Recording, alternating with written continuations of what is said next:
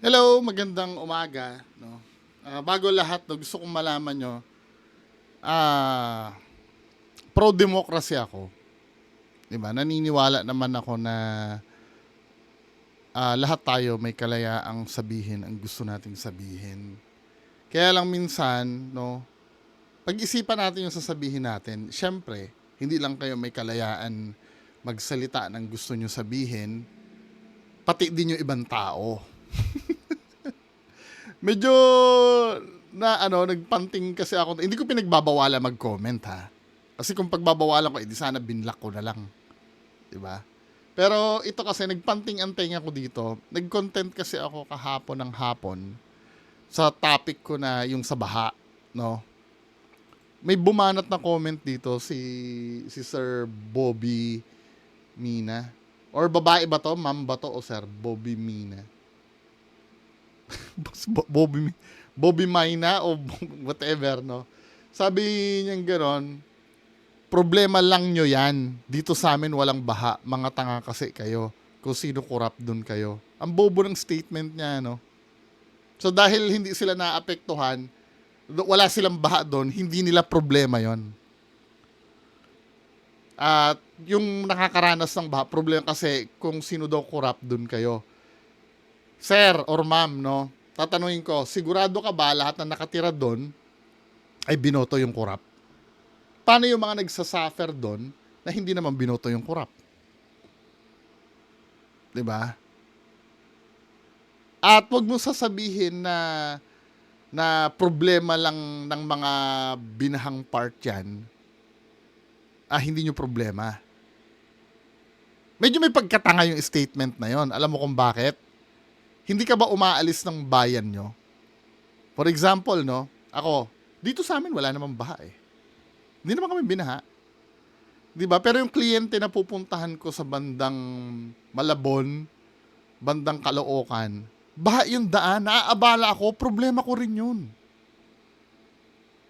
Halata kasing ito ha, tingin ko dito sa statement mo na to, halata na wala kang trabaho. Nasa bahay ka lang. At worst, palamunin ka lang dyan sa inyo. Kaya mo nasasabi yan. Well, yun ang size up ko, no? Kung nagkamali man ako, ikaw nang bahala mag-correct sa akin. Pero, kasi, kahit kailang katangahan ito, sir, nasabihin mong problema lang nyo yan, dito sa amin walang baha. No! Paano yung papunta sa inyo dyan? Let's say, maghahatid ng supply sa lugar nyo. Dadaan dun sa mga bahang kalsada. Hindi ba kayo maaapektuhan nun? Yung mga inaangkat na gulay sa inyo, doon sa lugar na binabaha. Paano pag walang ma-deliver sa inyo na supply? Hindi nyo ba po problemahan yun? Napakatanga naman ito, sir. Tapos sabi ganun, focus tayo dyan sa impeachment, malaking nakulong. Ikaw pumokus ka, walang problema. Basta ako itatopic ko kung ano yung gusto ko topic. Hindi lahat ay para sa iyo, lahat ang napapanood mo. 'Di ba? Kung ayaw mo na itong topic na to, no? May mga channel diyan na pinapalabas yung impeachment ni BP Sara. Pero kung ako, no, uutusan mo dun sa gusto mo mangyari, hindi mo ako channel. Channel ko to, ako masusunod. 'Di ba? Hindi uubra yung kabubuhan mo dito. Come on, 'di ba? Kung ganyan ang pananaw mo, nararamdaman ko sa'yo wala kang trabaho, na nasa bahay ka lang. Hindi mo naiintindihan kung paano mag-commute ng baha sa labas. Dito ako, kung alam mo, kung wala akong trabaho, hindi ko rin problemahin yan.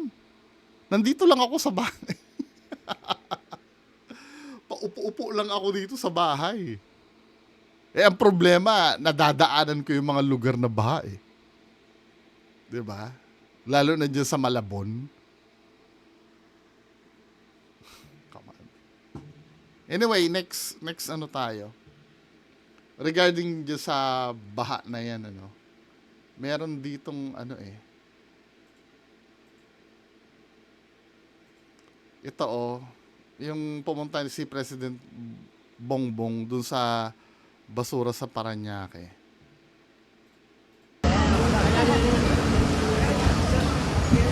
First time na nangyari rito. 3 days ago, napuno itong Parañaque. Dito sa Parañaque nangyari ito eh. Dati hindi nangyayari yan eh. Pero dahil una-una, madaming basura, nasira pa yung trash trap. Tapos ang dami talagang bumagsak na tubig. Yung bumagsak na tubig in the last week is the equivalent of 1 month's rainfall. Almost 1 meter. Almost 1 meter. Kaya tayo nakakaganto, nakaproblema tayo ng ganito. Anyway, you see the problem for yourself. Alright, thank you. So, Sir President, alam mo na yung mga ipa-priority, ha? Nandiyan naman si Sec Vince Dizon. Alam niyo yung ipa-priority dyan. Siguro, sa resulta na nangyari dyan ngayon sa Parañaque, yung mga basura, alam nyo na kung ano yung mga dapat gagawin. Siyempre, kayo yung nakaupo dyan eh. Di ba? Yun lang naman masasabi ko. Di ba? Panahon na para magising lahat. Kung halimbawa, nagising na tayo, maraming kumurakot sa flood control, sa panahon na para magising talaga. Next video. Nako. Ito si Bunuan. Play natin. Tumestigo si dating DPWH Secretary Manuel Bunuan sa Sandigan Bayan para yan sa kasong malversation laban kina dating Senador Bong Revilla at ilang DPWH officials. Babalik si si Idol Budots ko. Kaya nga nung pinyansahan yan I don't know kung ano ba yun nangyari dun At live mula sa Mandaluyong, may expert report si Camille Samonte. Camille, ano ba ang ibinulgar dyan ni dating Secretary Bunuan?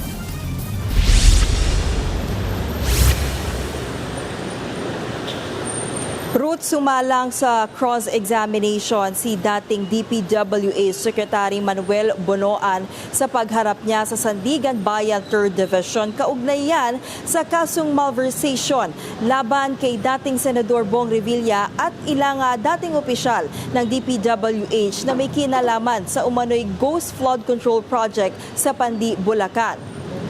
Ipinaliwanag ni Bunuan na may nakalaang leadership funds sa lahat ng mga senador sa ilalim ng budget ng DPWH. Ang leadership funds ay isang pre-budget allocation na ginagamit ng mga senador para masama ang priority infrastructure projects sa National Expenditure Program. Nakakahiya, naka-orange siya ng t-shirt. Nagja-jacket na lang kunyari para... Napansin daw kasi nila na parating nababawasan ang pondo ng DPWH tuwing bicameral conference. Nasa 1 billion pesos ang nakalaan na pondo para sa mga senador na chairman ng pangunahing komite. Nasa 500 million naman para sa mga walang pinamumunuan na komite. Ayon kay Bunuan, si dating Senate President Mig Zubiri ang nakausap niya para sa pagbuo ng leadership funds noong 2024. Ang Senate President daw ang nagpapasya kung magkano ang ilalaang pondo sa bawat senador. Paglilinaw naman ni Bunuan, walang masama kung mag-avail ang senador ng leadership funds dahil entitled daw silang lahat rito. Nagiging mali lang daw ito kapag nagkakaroon na ng commitment o kickback sa pagpapatupad ng proyekto. Isa raw sa... Kasi pag may commitment, magiging utang na loob yun nung magkakaroon ng project At doon nagkakaroon ng kickback kasi. 'Di ba? Parang ganyan yung nangyari yung mga... Nagtataka ako, wait lang. Bakit yung mga issue nila Chis Escudero, nila Joel Villanueva, parang naglaho, Tinatanong ko lang. Tapos ang ine-expect ko diyan sila Villar Ine-expect ko talaga nung umpisa na syempre alam naman natin ang negosyo ng mga bilyar, di ba? May times pa nga na nagpagawa ng di umano nagpagawa yan ng kalsada para lang mapuntahan yung mga properties nila. Parang dapat nga pinurga ang lahat ng senador, no? Di ba pwede mag-special election, lahat yun alisin? Mga senador na gumamit ng leadership fund ng DPWH ay si dating Senator Bong Revilla na chairman noon ng Senate Committee on Public Works and Highways. Nagpadala raw ito ng listahan ng kanyang priority infrastructure project sa pamamagitan ni dating DPWH Undersecretary Roberto Bernardo. Tinanong naman ng mga maestrado kung may formal bang sulat si Revilla para sa naturang listahan ng proyekto. Sabi ni Bonoan, walang anumang dokumento dahil idinaan na ito kay Bernardo. Ruth, ayon kay Bonoan, sigurado siya na itong mga listahan ay galing daw talaga kay Revilla dahil nga malapit na magkaibigan o magkumpare umano itong sina Bernardo at ang dating senador. Si Bernardo rin daw yung laging kasama tuwing nagmi-meeting itong sina Bonoan at Revilla at nag-aasikaso sa mga project proposal. Ruth? Camille, may iba pa bang mga pinangalanang politiko itong si Bonoan? Ruth, may iba rin daw mga senador na nagsumite ng kanilang listahan ng mga proyekto sa pamamagitan ni Bernardo noong 2025. Kasama dyan sina Senator Jinggoy Estrada, Bongo at Robin Padilla. Si Estrada ay nahaharap ngayon. Sino yung isa? Bongo at Robin Padilla. Ubus ang ang taga-kabila si Senator Alan Peter Cayetano din na-imbestigahan na rin. Si Estrada ay nahaharap ngayon sa mga Senator Amy kasong graft at plunder kaugnay ng umano'y kickback scheme sa infrastructure projects. Tinanong naman ng Defense Counsel ni Revilla si Bonoan kung nakatanggap din ba siya ng kickback pero hindi ito sinagot ng dating kalihim. Ruth, natapos na nga itong presentasyon ng mga testigo ng prosecution at sa September 1 naman itinakda ang presentasyon ng mga testigo ng depensa. Yan muna ang latest. Balik sa iyo, Ruth. Bakit kaya hindi nila i-public? 'Di ba? Public ang ninakawan, i-public din nila dapat ito. Para mabantayan din. Anyway, so punta tayo naman dito sa dito sa ni Glock 9. Dito sa interview ni Glock 9 regarding dun sa upuan na kanta daw. Ang nag-request sa akin ito ay si Sir pa-shoutout daw si Sir Milo Lacsina Milo Lacsina, shoutout. Si sino ba nito? Nagpa-react sa akin.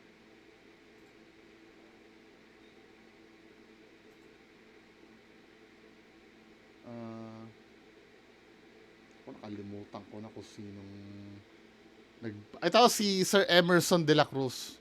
Siya yung nagpa-react nito. So play natin to, no. Yung regarding do sa upuan na dun, yung part lang na yon re-react natin. Ka na kukulangin pa sa kahit na anong motivation to write songs and makapag-relay ng message sa ibang tao. Doon ko nasulat ang upuan. Tayo ay may ospital na nagpapaalis ng isang babaeng lumalabas na yung baby sa kanya, tapos sasabihin mo sa tao na hindi kami public hospital, hindi ka pwede dito. Grabe naman yun kung ganon. Diba? Yung mga healthcare professional, diba, nanumpa yan na yung tungkulin nila para talaga wala nakakalungkot no. Siyempre, sa part ng private hospital, alam mo yung may mga sistema dyan, pag i-admit nila yan, magpo-promissory note yung, yung pasyente. Bawal naman nilang i-hold yun. Baka pumasok ng yun, illegal detention naman. Hanggang di nakakabayad, di ba?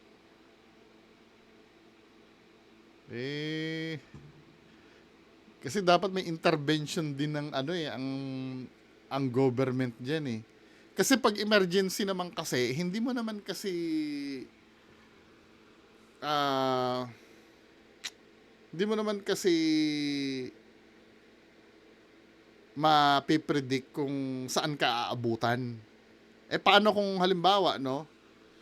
Isang tumbling mo na lang, nandiyan ang ospital. Private nga lang, 'di ba? Dapat aasikasuhin naman nila. Nakakalungkot naman 'yun, men. Pero at the same time kasi, na ano ka din eh. Na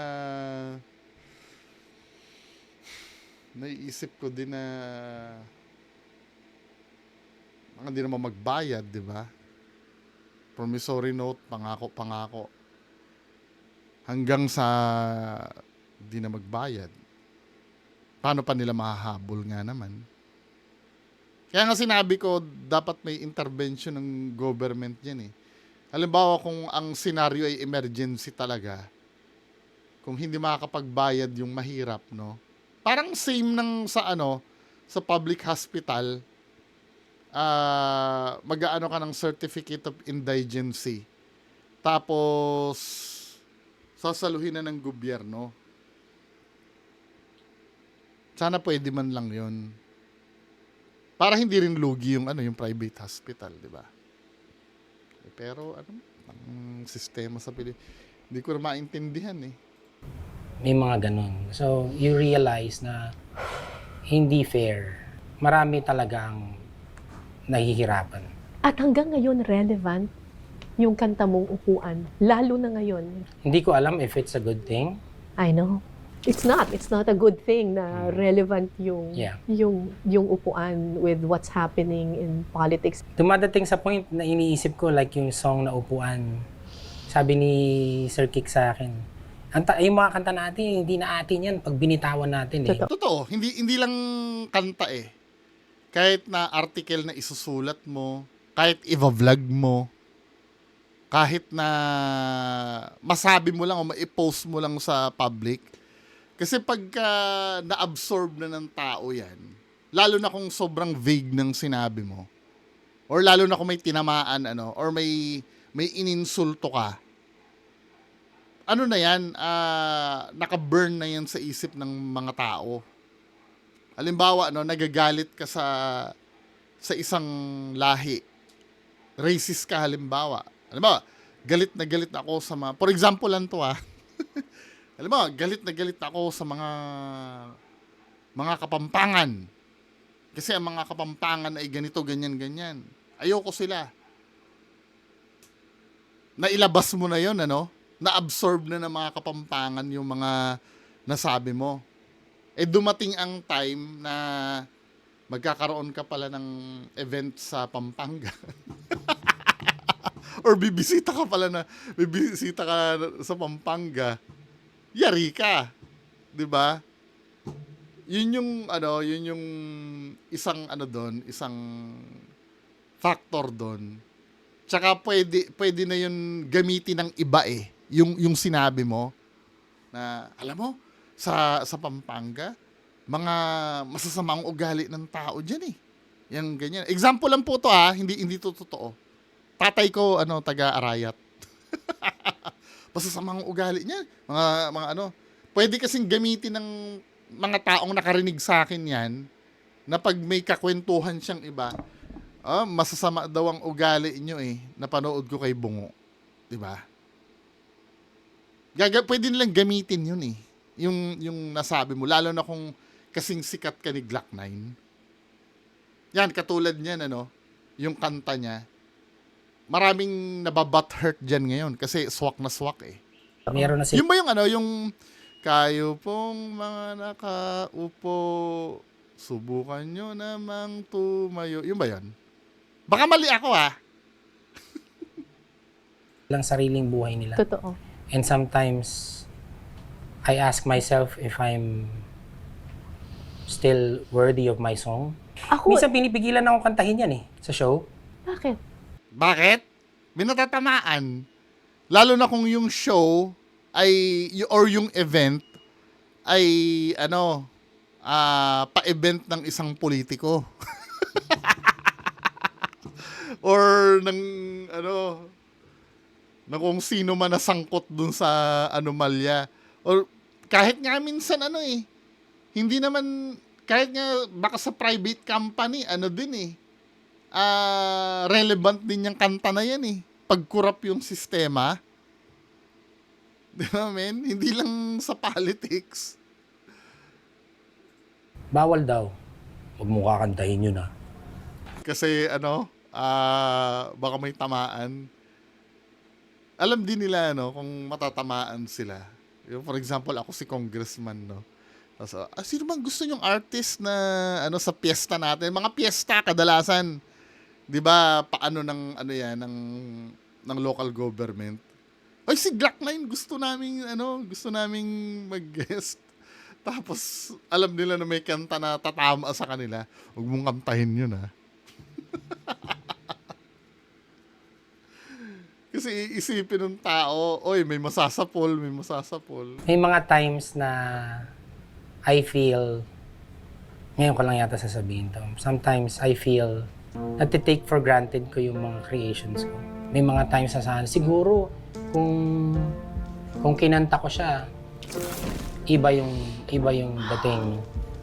Minsan iniisip ko, kasalanan ko ba yun na hindi ko kinanta? Dahil sinabi sa akin na wag kong kantahin. Ang iniisip ko na lang kasi gusto kong umuwi sa anak ko Yun, ang isa sa pinaka magandang Baka kasi pag kinanta ko, dahilan. hindi ako makauwi sa... Sabi niya, Gusto kong umuwi sa anak ko Baka kasi pag kinanta ko, hindi ako makauwi sa anak ko. wala namang masama doon.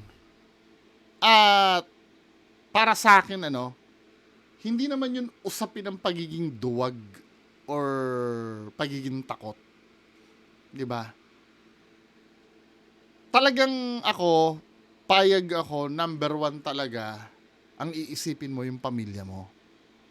Or kahit na sabihin mong wala ka pang anak, Siyempre, for example, ikaw ang bumubuhay sa magulang mo. Lagi mo iniisip dapat yan Itong gagawin ko paano yung nanay ko na umaasa sa akin, or yung mga kapatid ko na mga maliliit pa. Ang magandang example niyan, mga men, yung alam niyo yung mga natin, mga kababayan nating rider, yung mga naglalala move, sino pa ba, yung mga motorcycle taxi, kadalasan kasi sila yung madalas sila yung nasasangkot sa sa mga gulo sa kalsada. Iyon ang perfect example nung sinasabi ni Glock 9. Analogy lang to Kasi minsan may nangyayaring gitgitan sa daan Yung gitgitan na alam mo yung wala namang property na nasira, yung nagkagit-gita lang talaga, nagkaroon ng alam mo yun, syempre, ninervous ka din, dahil muntik ka na din madisgrasya. Ganon din yung ginit-git mo or yung nakagit-git sa'yo, no? Diyan dapat laging iniisip yun yung gusto ko pang makauwi sa pamilya ko. Kasi, ang pagkakamali ng ibang ginagawa nila, inaalagaan nila yung bayag. Yung for example, 4 wheels yung gumit-git sa'yo. Let's say, sabihin na natin, mali siya, Tapos nasigawan ka, "Hoy, tanga, ayusin mong pagmamaneho mo."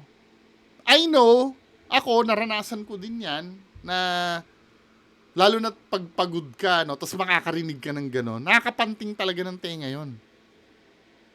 Ngayon, ang tendency nun, haharangin mo yung naka 4 wheels, tapos kakalabugin mo yung yung hood na tapos maghahanap ka ng away. Tapos hindi mo alam, may dala-dala palang bakal yung yung ginanon mo. Wala na. Wala nang uuwi sa pamilya mo ngayon. 'Di ba? Kaya lagi iniisip din yung mga ganyang bagay. Worth it ba siya na alagaan yung bayag kesa isipin ko yung pamilya ko sa bahay?